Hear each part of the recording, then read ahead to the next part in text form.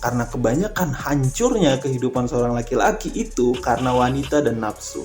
Lu percaya sama gua, lu bakal jadi pria yang lebih kuat dan pria yang langka. Dan lu bisa jadi top 10% pria terbaik.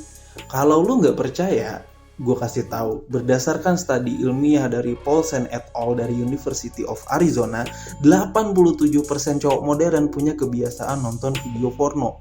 Gokil nggak? Ya? Simple banget kan? Dengan cara lu menjauhi hal ini aja, lu sudah bisa melampaui 87% cowok-cowok lemah. Paham ya? Lanjut ke konspirasi kedua. Konspirasi kedua adalah hiburan pria modern. Kecanduan video game dan kecanduan bergosip dan kecanduan media sosial plus hiburan cowok modern itu bisa bikin mental lu juga rusak dari dua sisi tentunya ya. Kalau misalkan lu kecanduan nonton video-video yang di YouTube yang dia itu pamer-pamer saldo ATM, terus mereka memamerkan motor mereka, motor Aerox atau Nmax, terus bilang senggol dong gitu kan. Suka nonton para sultan yang jual beli mobil. Terus banyak anak muda yang sedari umurnya yang masih belia, dia sudah mempunyai penghasilan yang luar biasa dan bisnisnya sukses. Percayalah bro, yang lu tonton itu di permukaan. Yang lu tonton itu konten, cuman hiburan. Lu gak tahu di belakangnya kayak gimana. Termasuk gua. Kalau lu bisa menyaring itu sih mending. Tapi kalau misalkan gara-gara itu, lu akhirnya ngerengek terus bakar rumah gara-gara gak dibeliin Aerox, rusak. Belum lagi kita diteror, dibombardir oleh berita-berita negatif yang hampir merata di seluruh dunia gitu setiap harinya. Akhirnya obrolan malam kita sama teman-teman tuh bicara soal resesi ekonomi ya nggak apa-apa sih, tapi jangan sampai itu menjadikan lu penakut dan pengecut serta minder, insecure gitu, jangan. Berasa kayak dunia mau hancur aja gitu gara-gara nonton berita-berita negatif kan. Nah, kalau lu bisa menggunakan sosial media dengan baik, maka dia bisa jadi obat, bisa jadi motivasi buat lu. Tapi, melihat beberapa kasus yang terjadi terhadap anak muda dan cowok-cowok yang masih belia di zaman sekarang, gue nggak yakin mereka itu siap dengan zaman digital ini. Gini aja deh ya, gini aja. Lu buka handphone lu, buka di menu, lihat ikon-ikon aplikasinya, lu perhatikan satu-satu. Perhatiin tuh, aplikasi mana yang menghabiskan banyak waktu lu tapi nggak menghasilkan apa-apa. Itu dihapus.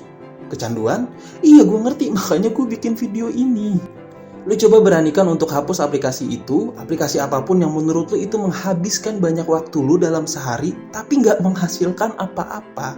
Setelah lu hapus, lu coba buka pintu dan lu lihat sekitar, berinteraksi sama orang-orang. Bahan untuk berinteraksi lu bisa cari di internet, di sosial media, itu baru sehat. Bukan malah bahan yang ada di sosial media membuat lu jadi terkungkung. Ketika lu dipanggil interview atau misal lu lagi menjalankan sebuah pekerjaan, muncul rasa pesimis. Nah, itu terjadi karena lu udah sibuk di sosial media.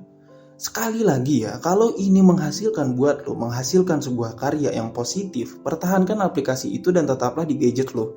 Tapi kalau misalkan style lu tuh bukan di situ, lu malah menghabiskan waktu di situ yang gak berguna, hapus aplikasinya, letakkan handphonenya olahraga atau bersosial. Bener kan?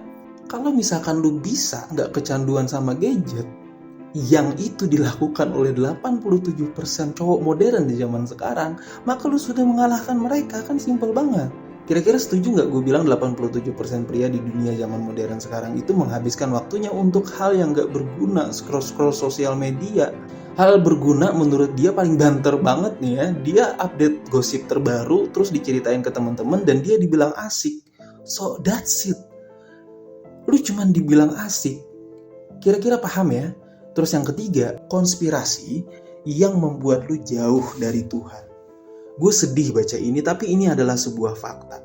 Di zaman modern ini, percaya sama Tuhan dianggap bodoh. Lu mengamalkan ayat-ayat dari kitab suci, lu dianggap munafik. Lu menyebarkan aura positif dengan nasihat-nasihat yang positif, lu tetap dianggap munafik. Tapi kalau lu ngajakin temen lu mabok-mabokan, lu dianggap gak munafik dan apa adanya. Mungkin nanti gue bakal bahas full ya tentang arti munafik ini, kalau misalkan diperlukan ya. Banyak orang yang salah paham tentang pengertian munafik ini.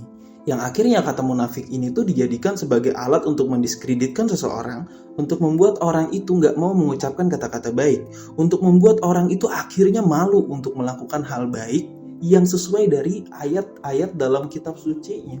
Percaya deh bro, yang menjadi security atau hansip kehidupan kita di zaman sekarang ini untuk membatasi hawa nafsu kita dan kebebasan kita dalam berekspresi hanyalah sebuah keimanan yang gak bisa diukur secara logika. Dan itu cuman ada di orang-orang yang beragama. So, apapun agama, lo tetap kembali kepada Tuhan lo. Ketika lo ngerasa bahwa ini udah gak baik dan bikin lo pesimis, takut, insecure, dan lain sebagainya, kembalikan ke Tuhan lo masing-masing.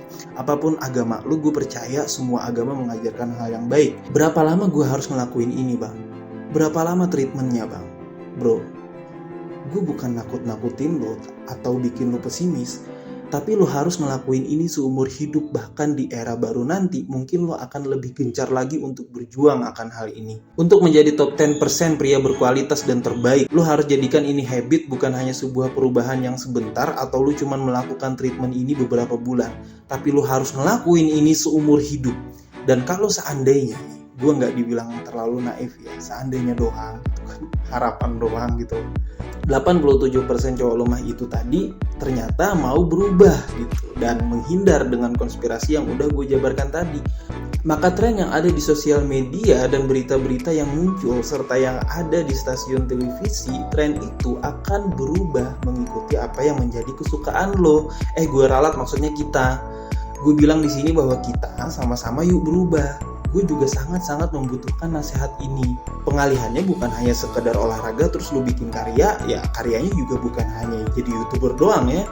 Gali potensi lu yang lain juga, dan ingat, yang terakhir tetap kembalikan kepada Tuhan lu. Ajaran-ajaran yang baik lu ambil, dan selamat, lu bakal menjadi top 10% di jajaran orang-orang hebat di luar sana. Khusus banget video ini memang untuk pria. Karena lu nantinya akan menjadi tempat berlindungnya cewek, tempat cewek mengabdi sama lu, tempat cewek mengadukan segala macam masalahnya ke lu. Jadi kalau misalkan kita, para cowok, bisa berubah dan mau melakukan seperti yang udah gue sebutin tadi, insya Allah, maka gue yakin cewek-ceweknya juga pasti akan berubah. Semangat para pejuang cinta, tidak ada unsur provokasi dan merendahkan gender tertentu. Semua narasi dan statement dalam video ini bersifat substansial dan kondisional. Semoga bermanfaat dan jangan lupa bahagia. Serak.